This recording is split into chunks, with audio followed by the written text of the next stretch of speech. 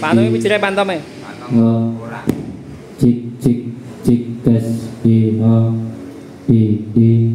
cik cik cik.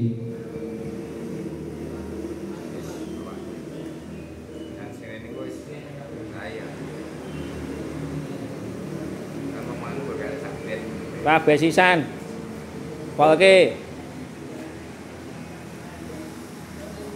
Saya kabeh sisan.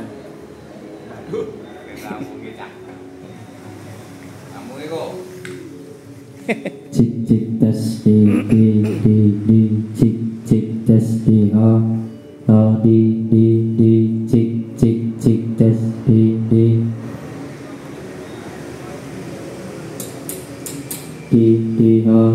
cik cik cik tes di cik cik cik tes di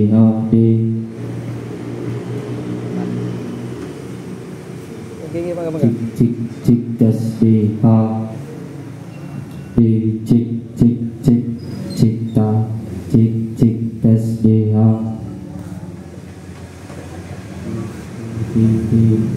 tes di cik cik cik tes di cik cik cik cik tes di cik cik tes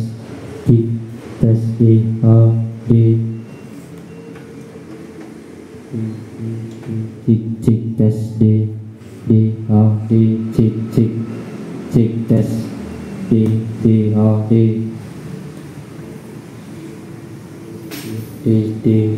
cik cik tes di cik cik cik tes di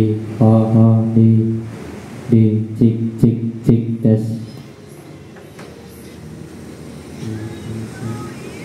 cik cik tes